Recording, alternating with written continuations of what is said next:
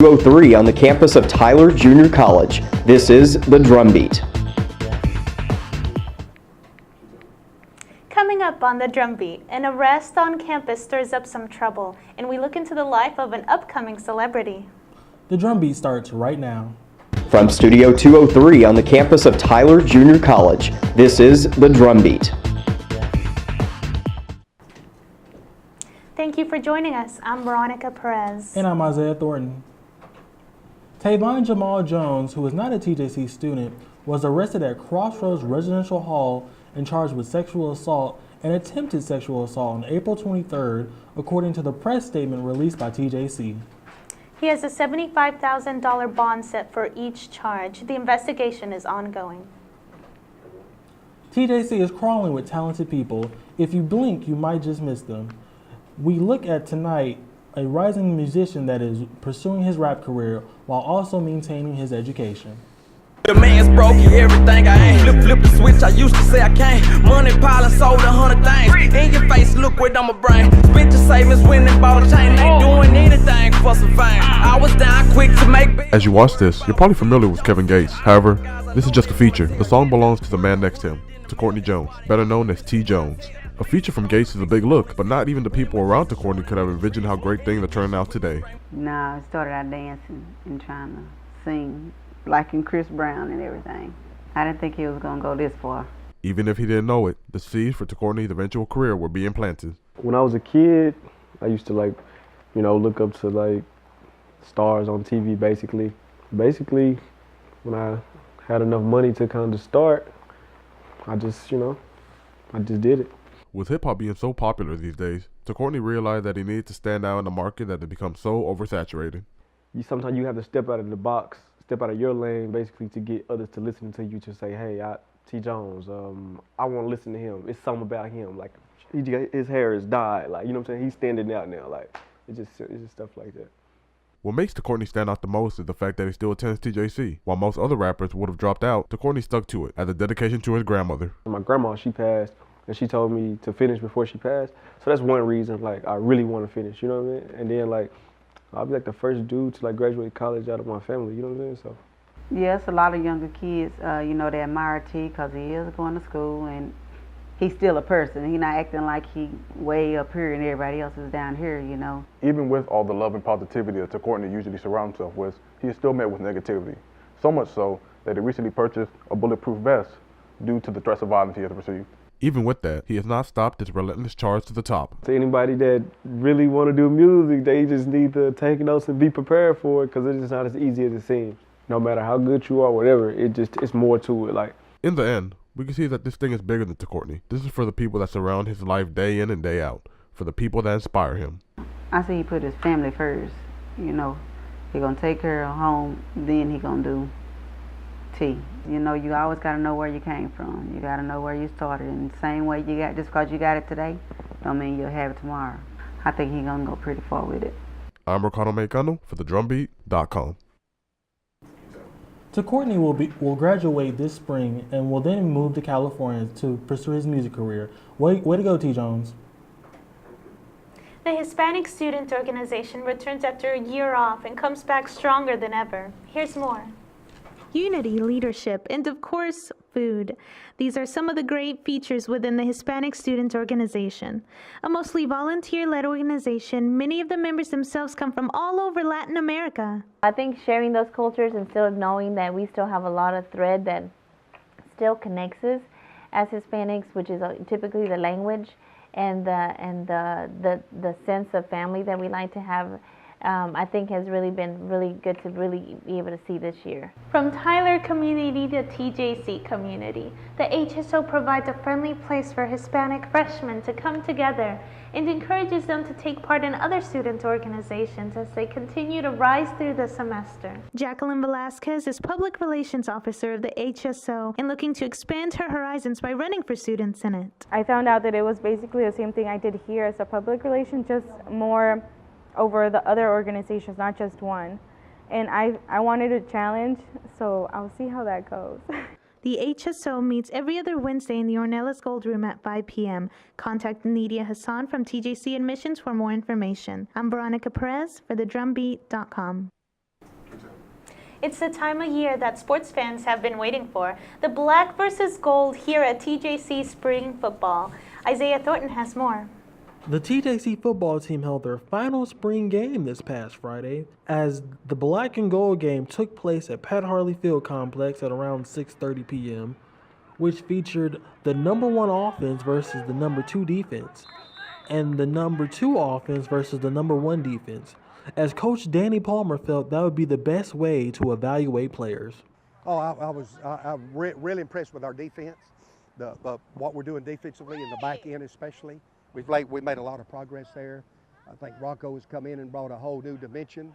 Coach Thompson did a great job, and but we're going to be better up front too with some more depth. I was really proud of the way the plus 25 that they backboned it, but I was also kind of surprised with the second offense going against the first defense. They did a pretty good job. They quite surprised me. We have 2 walk-on quarterbacks that did the best they could. I thought the runners ran hard. I think everybody tried and they gave their best. It was a great spring training, as you've witnessed. We didn't have a lot of absenteeism. We didn't have a lot of complaining. We had guys that really care about the game, and I'm really fortunate to be here at Tyler Junior College. We also got to talk to one of the players starting at quarterback for that night, Twain Blackwell, out of Plano, Prestonwood. I feel great about tonight. Offense executed, defense played good. We looked good going against number twos. Number twos looked good going against number 1. We was just executing. I felt good about it. My biggest improvement was reading defense. That came through reading film with Coach Kramer in the meetings and also with my teammates. So that's where I most improved this spring. I'm Isaiah Thornton for the Drumbeat.com. Coming up after the break, we get an update on TJC's Green Committee as we look at a deeper look into TJC's jazz band. Stay with us. In the small town of Elmira, New York, a boy was born into an all-American family. The odds of him achieving his dream in the fashion industry? 1 in 23 million. The odds of having a child diagnosed with autism? 1 in 68. I am Tommy Hilfiger, and my family is affected by autism. Learn more at autismspeaks.org. Welcome back to the Drumbeat. International Day came back last week, once again celebrating the diverse cultures and countries around the world. Here's Aji Saho with more. International Day, an annual event at TJC that honors countries all over the world, was held at Rogers Student Center, celebrating all cultures in one room. The TJC being a junior college, but still big, it has a lot of students, over 10,000 I'm aware, and to have the international students have this one day that they can all dress up and show up and just be themselves. It's like the one day that you get to be out there and be extra. From Texas to Kenya, each country's vital artifacts were displayed. I actually created an exhibit over Africa, so it was fun being able to bring some facts about my roots and history and all of that, and just be able to present. And being black, having those African roots, I wanted to just reach back. It's nice to come out because I feel like it's the one day that we all can be celebrities, because when you dress up and then you come to class, everyone wants to take your photo. So a lot of good vibes. So yeah. I'm Aji Saho for the Drumbeat.com. We get a behind-the-scenes look at the only retail casket store in Tyler. Here's Jacob Gray with Farrell's Caskets. We've been in business since 1997, and we have a good reputation, and I love helping people. That's the voice of Marcy Farrell, owner of Farrell's Caskets, the only retail casket store in Tyler. Farrell is passionate about what she does, but she's mostly passionate about helping others. Because I love meeting people, and I want to help people out. I mean, it costs a lot to bury a loved one, and all that stress of burying a loved one and the cost. Farrell was also featured on the Tyler Monthly, talking about the business, her life, and opinions on other subjects. It was amazing. I mean, when they want to feature my picture on the Tyler Monthly, I just was so happy. I mean, being the first retail casket store in Tyler was amazing, and it's been a struggle though, don't get me wrong, but it's been amazing since 1997. So I really enjoyed being on the Tyler Monthly. Being the only retail casket store in Tyler can be a struggle at times, but Furl's here to help the community in their time of need. Yeah, well, really he talked about, was it a struggle being the first retail casket store in Tyler, or was it easy? And like I told him, when we first started in 1997, for 6 months we didn't sell anything. And after that 6 months, I guess people had to get used to it, you know. It was new to the city, you know, going and buying your casket somewhere besides the funeral home. So, but now it's real easy. I mean, I love doing what I do. I love serving people, so. I'm Jacob Gray for thedrumbeat.com. If you happen to pass by Potter's parking lot, then you've noticed the Green Committee's garden that's now flourishing with all types of leaves. Here's Marshall Searfoss with more. Like an onion, TJC has many layers, one of which is the Green Committee's community garden. We applied for first to find a space. So for a year we actually ran a vegetable garden around Vaughn Conservatory. Once we approved that, they actually gave us a little space in the greenhouse to produce small plants during the winter so we could transplant them over here. And student funding went in to make all of this. Tomatoes, squash, corn, and onions are just a few of the edibles grown within these wooden boxes. Though sponsored by Ryan Button, the Green Committee is primarily led by students. I mean, it took me one time of getting into the ideas of us building a garden, and I was like, yes, this is something that I want to do, that I want to be involved in. Along with the garden, the Green Committee wants to add many great features to the campus. They're also planning on future ways to make TJC greener. One notable avenue is a futuristic study bench called Connectable. It's like a patio bench, but instead of a canopy, it has a solar panel on top of it. If you're interested in joining the Green Committee or helping out with the student garden, join the Green Committee for their 4 o'clock meetings every Thursday between Potter and Jennicove. I'm Marshall Searfoss for thedrumbeat.com. Here at TJC, some groups and clubs tend to get more exposures than others, but even so, you may want to peek over and see the talent being produced by the TJC Jazz Band. Here's Jameson White with more. I was 15 years old, and I didn't want to take shop class at my high school, right? And so if I didn't take shop class, I had to find something else, so I joined band, because I feel that it's the instrument in jazz that expresses emotion the best. Well, Dr. Meyer has been in love with music since he was 15 and has a soft spot for the saxophone. My favorite composer is a guy named Horace Silver. He's a jazz piano player. Recently passed away, just not too long ago, within the last couple of years. I took the job here to help him get through college. My youngest son will graduate from college from Arizona State University this term. The special thing is the students. You know, we have a wonderful young men and women playing in both bands that are here every time. They show up on time, early. They take care of setting up, taking down, and they work hard to play at a consistently high level. And we're here right now at the Apache Band Center, where jazz is their specialty. The band directors and even some of the players have played with some of the greatest of all time, such as John Coltrane and the Temptations. When did I pick up the instrument? 11 years ago. Initially, I was playing for pretty much for myself, which was the first year. Then after that, I was in the junior high band at my old junior high school. Then just went through high school and straight into college. Michael has been playing the saxophone for most of his life, with plans of becoming greater than his teacher and mentor. I've performed with every jazz ensemble that TJC has to offer. A few other musical goals would be to eventually one day surpass my mentor, Dr. Stephen Meyer. Dr. Meyer showed me something that I hadn't seen ever before. I saw somebody who has the full ability to play professionally for the remainder of his life, and he still chose to give that up, come here, and teach us instead. He's played with the greats. He's played with the Temptations. He's played with Kenny G. He's played with Ray Charles. This is Jameson White for thedrumbeat.com.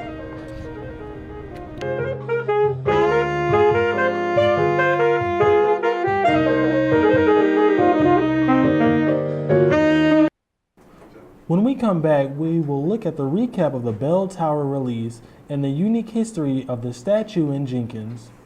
Up to this point, we haven't slipped, so we'll be back lickety-split. Stick around. Can you help me with this? My new dad teaches me all kinds of stuff. Sure. He helps me with homework. That would be 3.6795. Thanks. Yep. He helps me with my decision making. I wouldn't use this one. Ever. And he's even teaching me how to drive. And that's why cars have bumpers. I'm learning so much. You don't have to be perfect to be a perfect parent. Thousands of kids in foster care will take you just as you are. Morning, Gary. We are GetSchooled.com. You want a college education, don't you? You know you do. Yeah, but I don't know where to start. That's why we're here. We're free, handsome. I think we're breathtaking. And here to guide you through every step of the way, starting with attendance. Gary, financial aid forms. Biology homework, G. I got this. Is that Bran?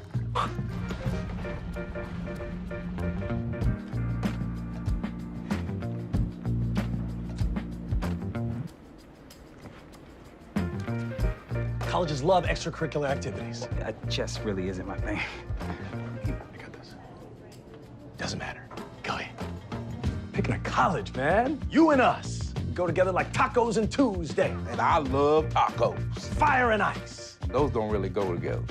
Go to GetSchooled.com for more info. Welcome back to the Drumbeat. The 2017 issue of the Bell Tower Arts Journal was released on April 17 and consisted of different types of creativity submitted by TJC students. This is an annual event that began in 2007 when Dr. Linda Gary initiated the idea of celebrating students' artwork. Submissions are now open for the 2018 issue. Visit Dr. Linda Gary's office at J152 for more information. It's really a jazz seeing your own work in print. All you have to do is submit. The submission guidelines are on each submission form.